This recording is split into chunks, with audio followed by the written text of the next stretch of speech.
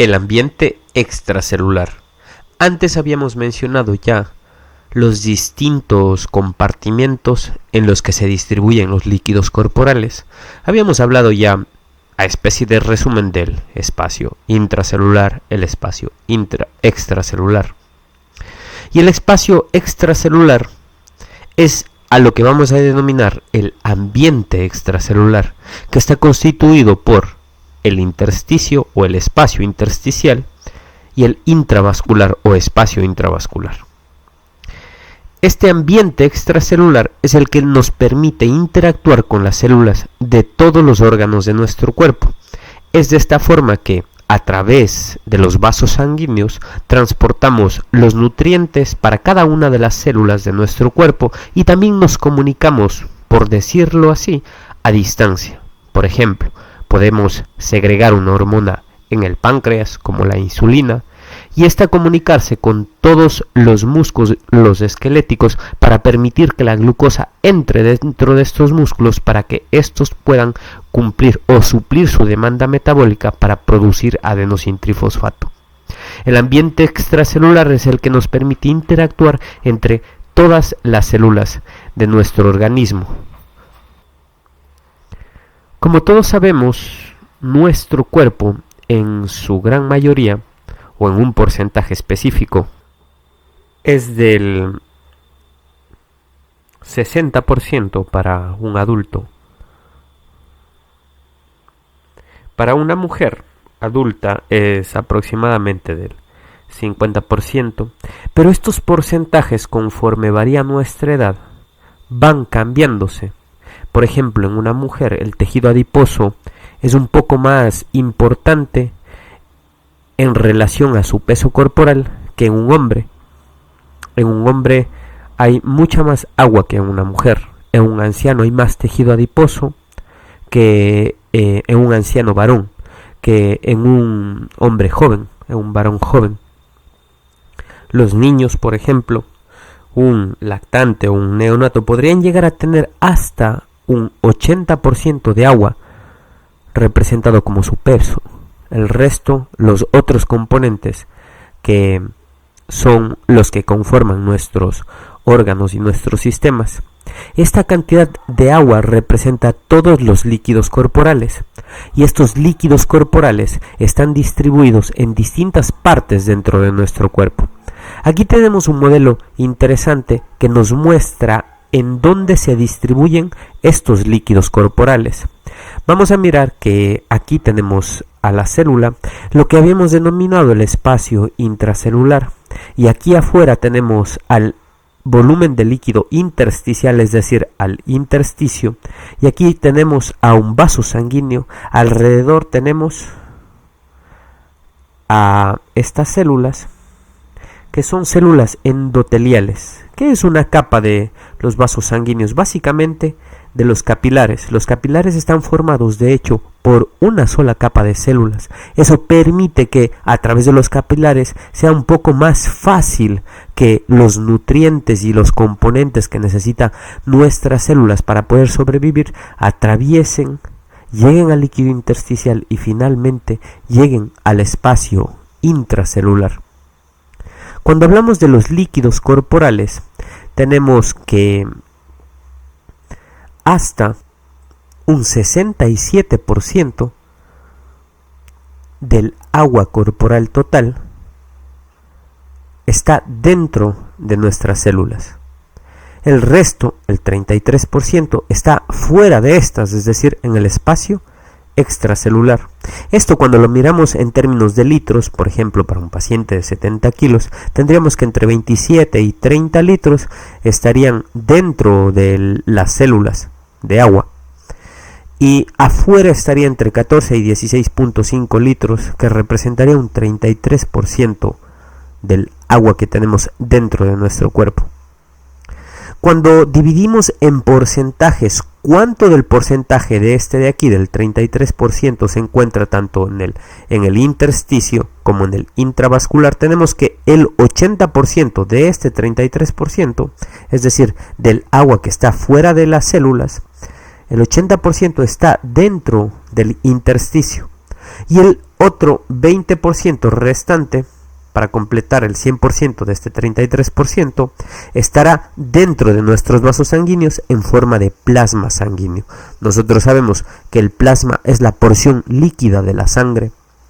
La sangre está constituida por elementos formes, es decir, por células, como las plaquetas, como los glóbulos rojos, como los leucocitos, entre otras cosas más. Pero la porción líquida, que en su mayoría está en un 92%, hasta un 98% es agua, es la porción del plasma de la sangre.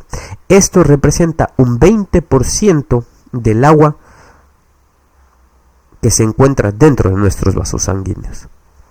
Cuando nosotros hacemos un cálculo tanto de la ingesta o de la ingesta, sí, pues del agua, tenemos que por el tubo digestivo, es decir, el agua que consumimos a través de la bebida y de la comida, representa aproximadamente en el día entre 1.5 a 2.5 litros de agua, que ingresarán por el tubo digestivo, por el tracto gastrointestinal, y luego ingresarán primeramente del tracto gastrointestinal, atravesarán las paredes del intestino, llegarán al intersticio, finalmente se van a distribuir en los distintos compartimentos por una serie de eventos que los vamos a ver más adelante, por gradientes electroquímicos, por ósmosis, etcétera, etcétera, etcétera. Esos términos y esos conceptos los vamos a ver más adelante, pero esta agua se va a distribuir al espacio intracelular, al intravascular y al intersticio para poder mantener la homeostasis de los líquidos corporales.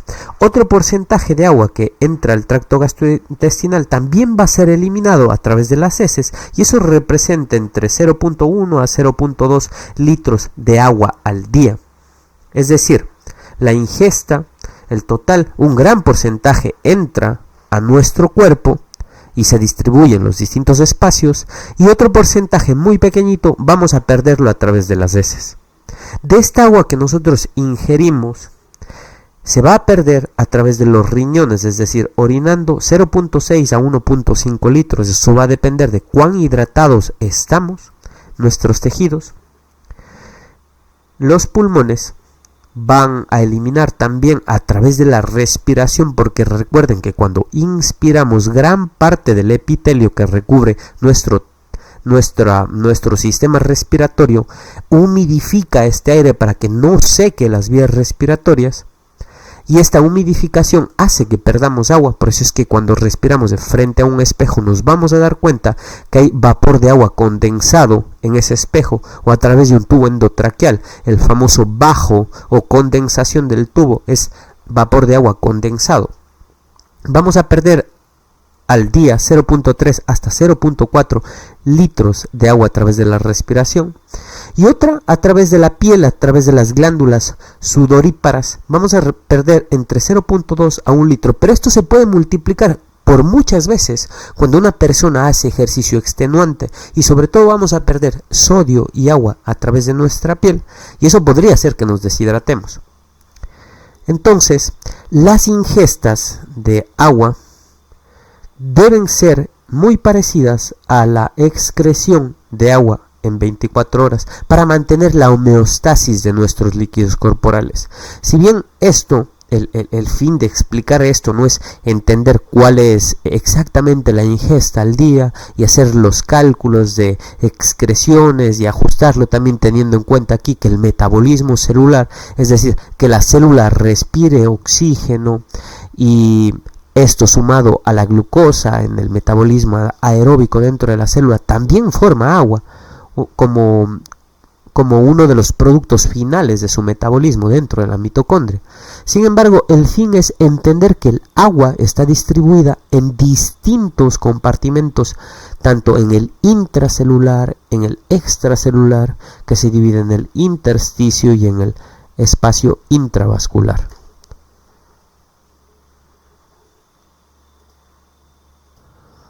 Por lo tanto, tenemos un espacio extracelular y un espacio intracelular. El espacio extracelular está dividido en el espacio intersticial y en el espacio intravascular.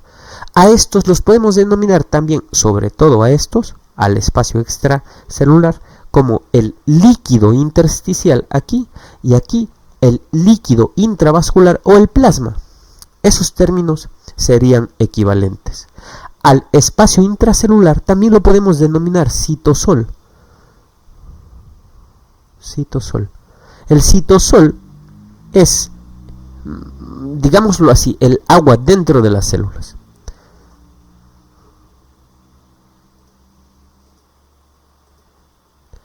Aquí tenemos un modelo que nos muestra que, por ejemplo, a través de una arteria, vamos a adelantarlo, acercar un poco.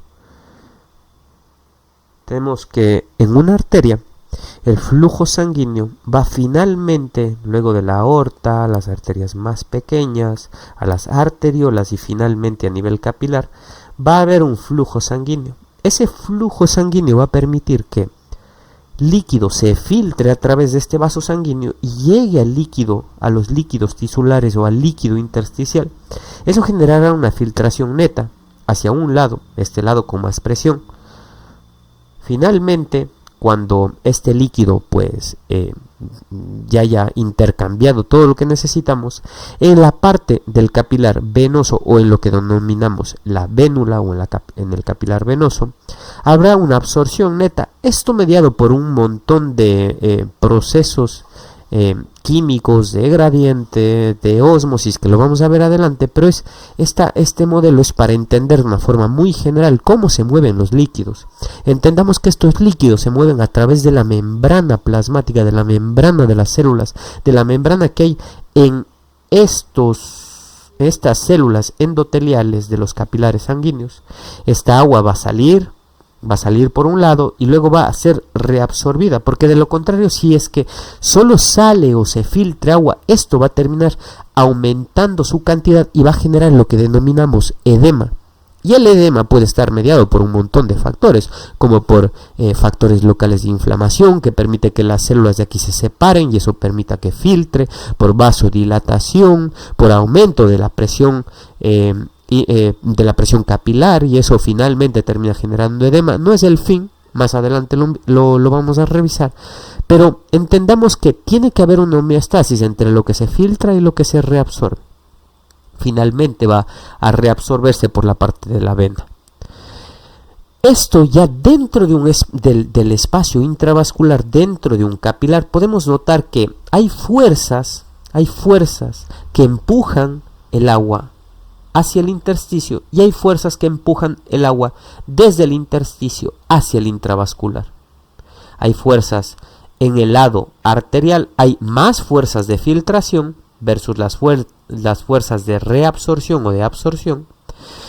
En el lado del capilar arteriolar o la parte capilar arterial, versus en la parte capilar venosa, que hay más fuerzas de absorción que de filtración. Esto finalmente genera que por un lado salga agua al intersticio y por el otro lado el agua ya no salga, sino se reabsorba, ¿sí? En el extremo arterial capilar el agua sale, se filtra, y en el extremo capilar venoso el agua se reabsorbe.